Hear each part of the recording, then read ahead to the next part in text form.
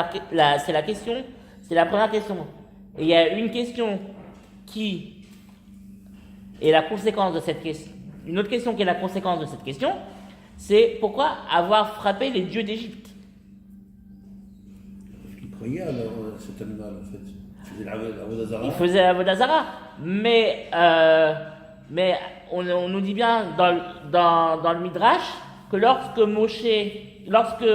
les Bnei Israël ont fait le veau d'or, Moshe a dit à Kadosh Baruch Hu, toi, tu vas amener la pluie, et lui, il va faire pousser les champs. Alors, Kadosh Baruch Hu lui répond, toi aussi, Moshe, tu crois tu te trompes et tu crois en cette idole, tu sais très bien qu'il n'y a rien, qui représente rien. Okay. Alors, Akadosh Baruch Hu lui a dit, mais ok, toi non plus. Alors pourquoi tu veux détruire les Bnei Israël? T'es jaloux de cette idole? Akadosh Baruch Hu lui a dit, non. Et c'est à partir de ça qu'Akadosh Baruch Hu a pardonné. Il lui a dit, Moshe, t'as raison, il ne représente rien, donc je pardonne aux Bnei Israël. Mais en fait, qu'est-ce que ça veut dire en fait que Akadosh Baruch Hu a détruit les dieux d'Égypte? C'est pas les dieux d'Égypte qu'il a détruits, où il a fait il a fait un sort aux dieux d'Égypte. Pas du tout. C'est quand Akadosh Baruch Hu a créé l'humanité, il a créé des nations. Et chaque nation est sous la direction d'un ange protecteur, qu'on appelle le Sar, le prince de la nation. Et il n'y a qu'une seule nation qui est directement sous la protection d'Akadosh Baruch Hu, c'est nous, c'est Israël.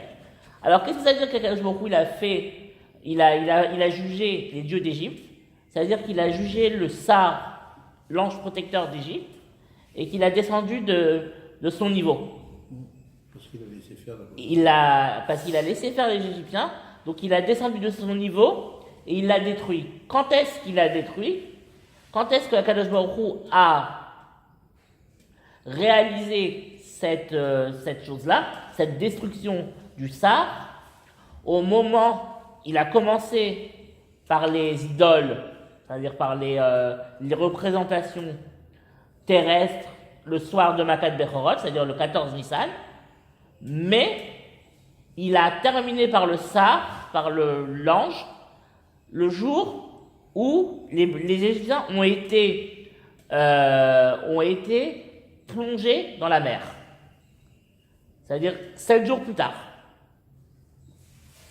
Au moment où Akadosh Baruch Hu a plongé les Égyptiens dans la mer, l'armée de Pharaon dans la mer, et l'Égypte, là, il a détruit le Sar.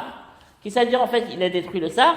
Ça veut dire qu'il a préféré la nation d'Israël à la nation égyptienne.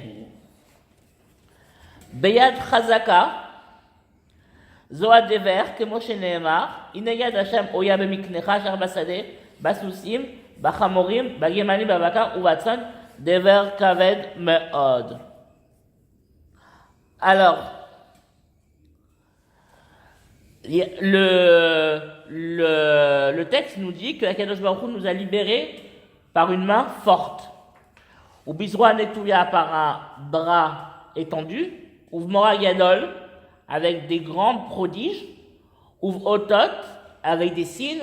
Ou Muftim avec des miracles. Alors, Beat Chazaka, le rédacteur de la Haggadah nous dit Beat Chazaka, ça fait référence à la plaie de la peste. Alors on se pose la question, mais pourquoi ça fait référence à la plaie de la peste? Pourquoi on nous dit que la main forte c'est la peste? Parce qu'il y a marqué dans le verset, voici que la main d'Hachem s'établit en frappant ton menu bétail qui est dans le champ. Elle frappe les chevaux, les ânes, les chameaux, le menu et le gros bétail, une très forte une très forte peste. Alors, qu'est-ce que nous disent les commentateurs? Qu'est-ce que nous disent les commentateurs? Qui beyat chazaka zvadever. Ou minaim shiyat chazaka yadever. Sheneemar ine yad Hashem oya. Là, le Abu Dharam nous dit en fait que comme le verset nous parle d'une main pour la peste, et que on nous parle aussi d'une peste très forte, de là on peut en conclure que la main forte, c'est la peste. Ça désigne la peste. Le Ritba nous dit, Kelomar, c'est pour dire, Shenaasit beyat chazaka, sheyad Hashem, lefi shayaba hadever amarken, velo bechol achozek mamash, kilo era akadosh baruch achozek, rak bedever hashalem, hu makat bechorot, kede abrinan besifri, ulchol ayad achazaka, etc. Là, le Ritba nous dit, en fait, que il y a marqué Beyat Chazaka, avec une main forte, mais il n'y a pas marqué Bechol Ayad Chazaka, avec toute une main forte. Et quand est-ce qu'on pourra dire qu'il a utilisé toute la main avec une force, toute sa main à Makat Bechorot, comme il est dit dans le verset de Devarim, de Vezot HaBeracha, où le Chol Ayad HaChazaka, et avec toute la main forte, concernant Kadosh Baruch Hu, il a utilisé toute sa main forte. Et c'est quand? C'est à Makat Bechorot. C'est le Sifri qui nous dit ça. Alors,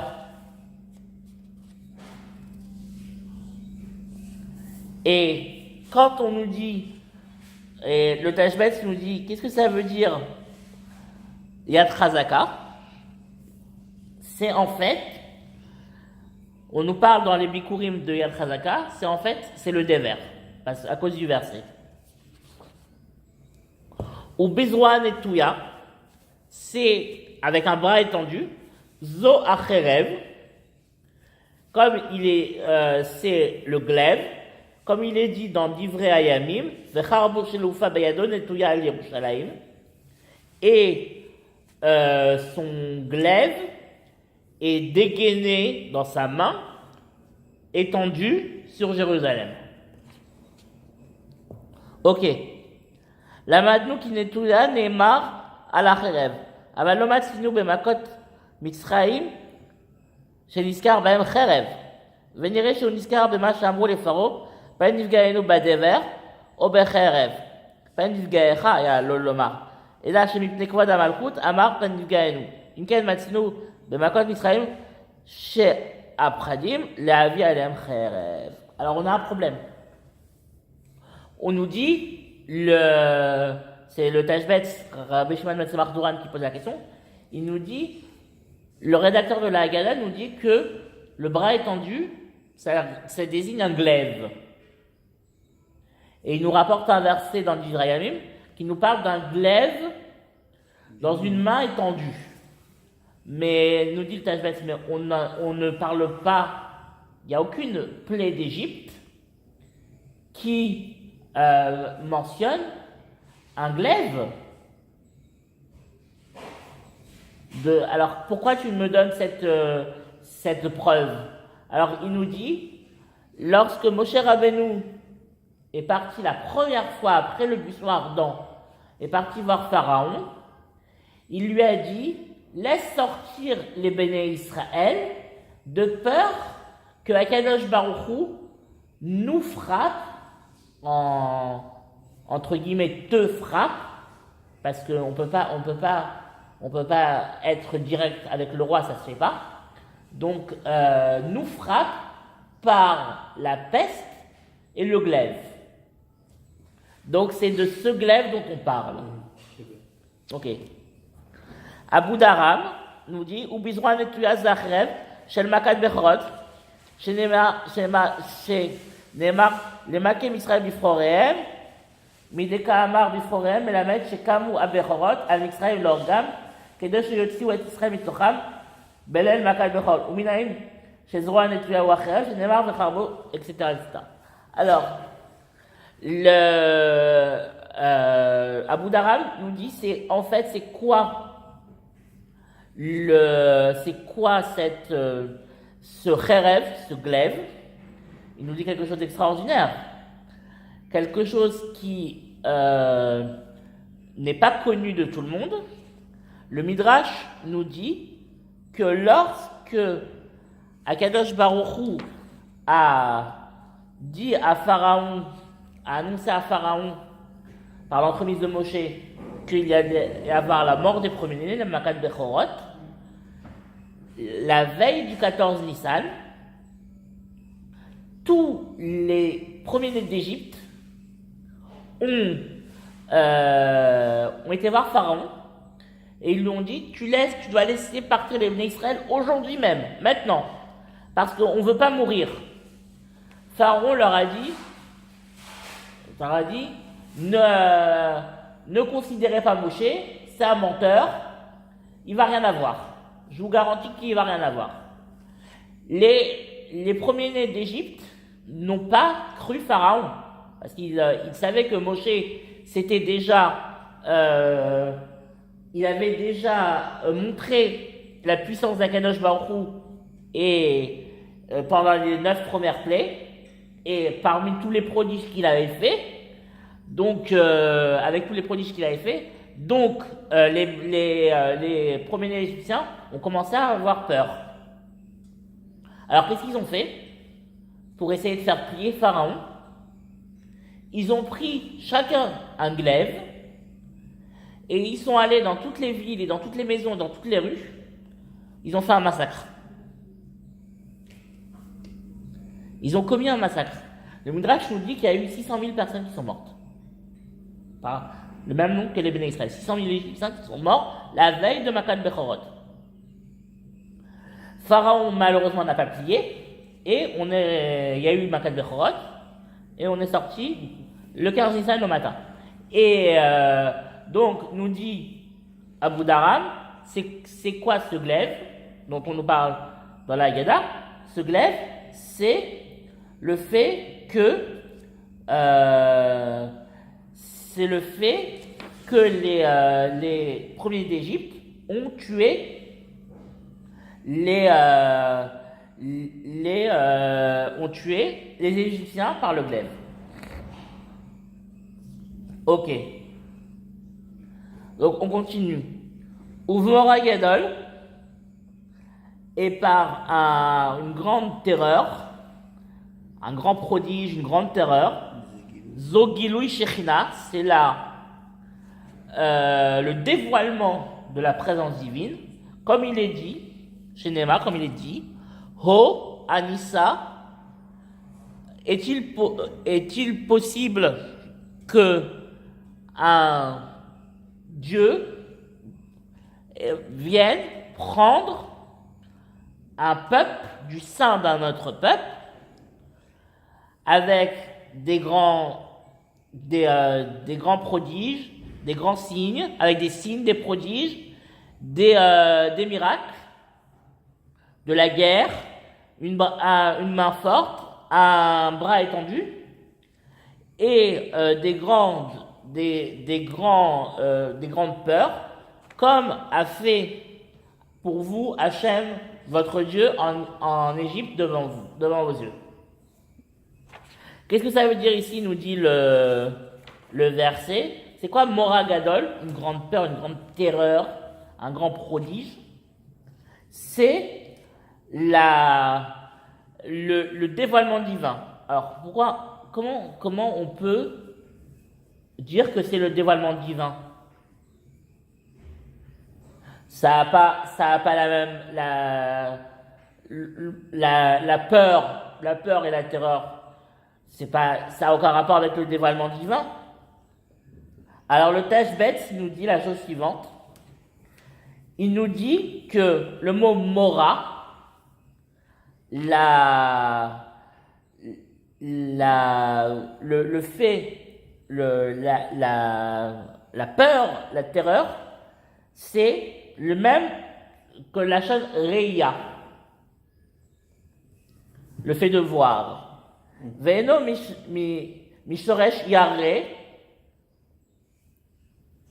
et c'est pas en fait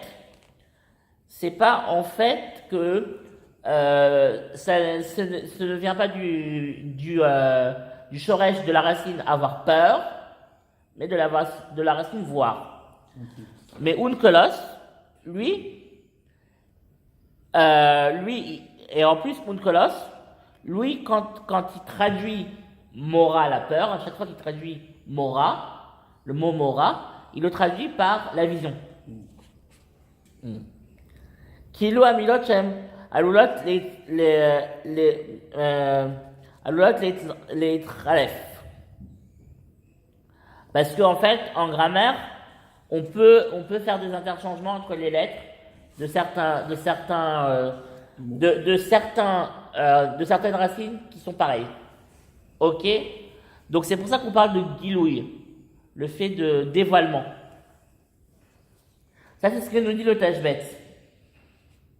Alors, qu'est-ce que nous dit le Abu Dharam? Bemora gadol, bemar et gadol, v'chen targum bechazona rabba.